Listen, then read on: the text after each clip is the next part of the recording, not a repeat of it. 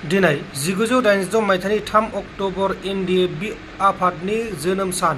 बे जोनोम साननि गेजेरजों फोरमायनाय जायोदि गासै जांख्रिथायारि आरो बर' हारिनिसिम दिनै एनडिएफबि आफादा उदां बर'लेण्डनि थाखायसो दावहा नांदोंमोन। बे दावहानि फिथाइया दिनैसिमबो जाफुङाखै। बेनिखायनो बे उदां बर'लेण्डखौ जाफुंसार होनो थाखाय गासै बर' हारिखौ सरकारखौ नारसिननांगौ होननानै खावलायनाय हरनाय थाबाय। एक्स एनडिएफबि बाक्सा डिस्ट्रिक्ट। बर' सावथुन जांख्रिथायनि थैसाम आथिखालाव गोबां सोलिगासिनो दङ आरो गोबां गामिफोराव देखायनायबो जागासिनो दङ आरो बे सावथुननि थाखाय मोनसे जोबोर गोजोनथाव सफैदों। बिनि सायावबो सावरायगोन आरो लोगोसे मैयाहाय जोंहा बाक्सा डिस्ट्रिक्टनि बर'मायाव एनडिएफबिनि जोनोम सानखौ फालिनाय जादों। बेनि सायावबो सावरायगोन। खुलुमबाय, नोंथांमोनखौ बयखौबो बरायबाय।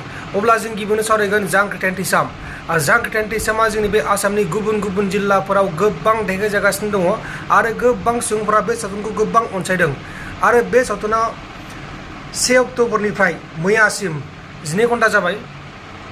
मैयासिम 25,45,600 रां खामायनो हादों। बेबायदि लिरदों जोंहा बर'नि माखासे खौरां बिजोङाव। बेखौ लिरदों बड'लेण्ड बुब्लिया।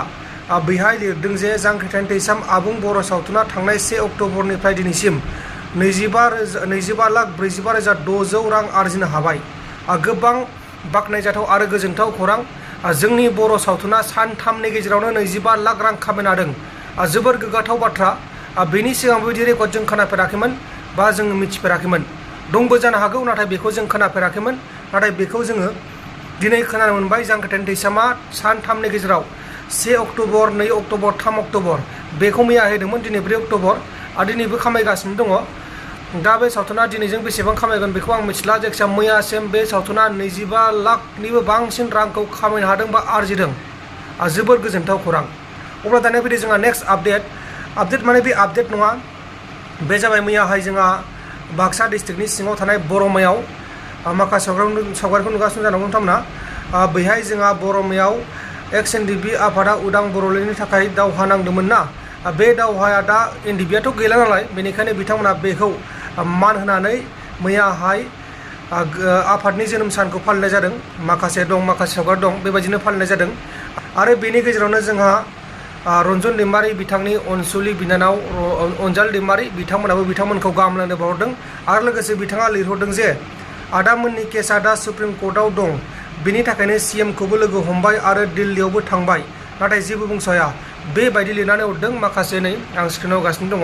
आंनो बिथांमोना बेखौ होनो होदों बा नोंथांमोननो फोरमायनो होदों।